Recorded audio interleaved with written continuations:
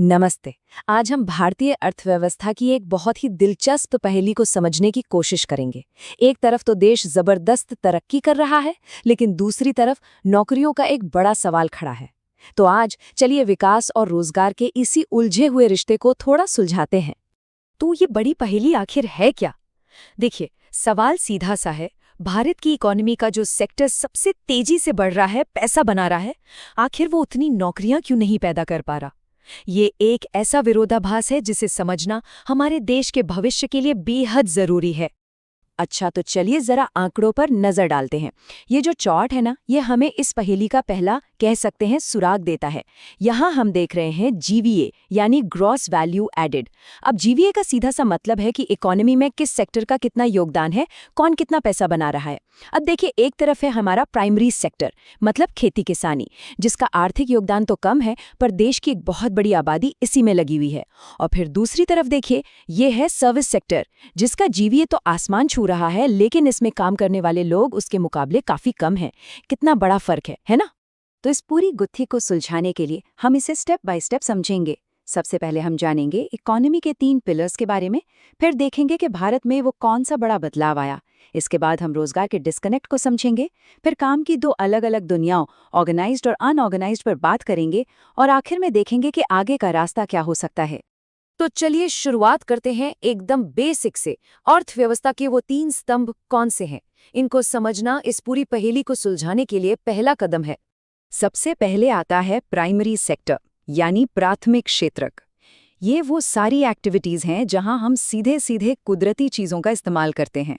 इसीलिए इसे एग्रीकल्चर और उससे जुड़ा सेक्टर भी कहते हैं। जैसे कि कपास की खेती हो गई, डेयरी से दूध का उत्पादन, मछली पकड़ना या फिर खदानों से खुदाई। ये सब वो फाउंडेशनल चीजें हैं जिनसे बाकी सारे प्रोडक्ट्स बनते हैं।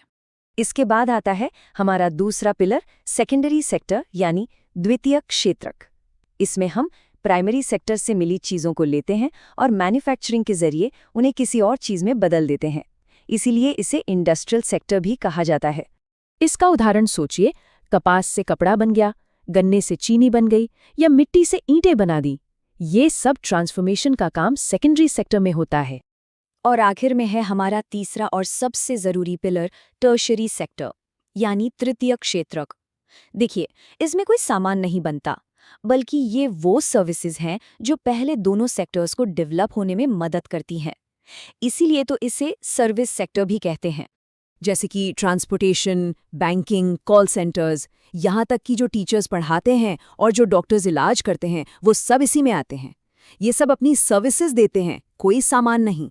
तो अब जब हम इन तीनों पिलर्स को समझ चुके हैं, तो चलिए देखते हैं कि पिछले कुछ दशकों में कैसे भारत की अर्थव्यवस्था की पूरी कहानी ही पलट गई। जरा इस पर गौर कीजिए। 1977-78 में भारत की इकोनॉमी की रीढ़ की हड्डी खेती किसानी थी, लेकिन सिर्फ 40 साल में 2017-18 आते आते पूरी तस्वीर ही बदल गई। अब सर्विस सेक्टर सबसे बड़ा खिलाड़ी बन चुका था। ये हमारी अर्थव्यवस्था के इतिहास का एक जबरदस्त टर्निंग पॉइंट था। लेकिन यहीं से हमारी पहेली और भी उलझ जाती है। सवाल ये है कि अगर इकोनॉमी का इंजन ही बदल गया, तो जॉब मार्केट ने उसका साथ क्यों नहीं दिया? ये आंकड़े देखिए, ये वाकई में हैरान करने वाले हैं।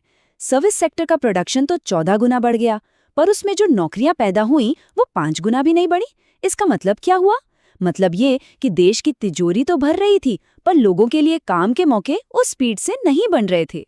इस पहेली का एक बहुत बड़ा हिस्सा है छिपी हुई बेरोजगारी या डिस्गाइज्ड अनएम्प्लॉयमेंट। अब ये क्या है? ये वो सिचुएशन है जब किसी काम में जरूरत से ज्यादा लोग लगे हुए हैं। वो सब काम करते हुए तो दिखते हैं, पर असल में अगर उनमें से कुछ को हटा भी दिया जाए तो प्रोडक्शन पर कोई फर्क नहीं पड़ेगा। इससे समझने के लिए ना, लक्ष्मी की कहानी सबसे बेस्ट है। मान लीजिए उसके पास 2 हेक्टेयर का एक छोटा सा खेत है और उस पर परिवार के 5 लोग काम करते हैं। अब सब काम कर रहे हैं, कोई खाली नहीं बैठा। पर सच्चाई ये है कि अगर 2 लोग काम करना बंद भी कर दें, तो भी खेत से उतनी ही फसल निकलेगी। बस यही है छिपी हुई बेरोजगारी, और ये सबसे ज्यादा हमें खेती किसानी में ही देखने को मिलती है। अच्छा, अब इस प्रॉब्लम की एक और लेयर को समझते हैं। ये है काम करने की 2 बिल्कुल अलग दुनियाएं। एक है ऑर्गेनाइज्ड और दूसरी अनऑर्गेनाइज्ड। एक तरफ कांता की कहानी है, वो एक ऑफिस में काम करती है, उसकी सैलरी रेगुलर है, काम के घंटे फिक्स हैं, नौकरी की सिक्योरिटी है, छुट्टियां मिलती हैं। ये है ऑर्गेनाइज सेक्टर। और दूसरी तरफ है कमल, जो एक दुकान पर दिहाड़ी पर काम करता है। ना नौकरी की कोई सिक्योरिटी, ना कोई सुविधा। ये है अनऑर्गेनाइज सेक्टर। और भारत के ज्यादातर लोग इसी दुनिया में काम करते हैं।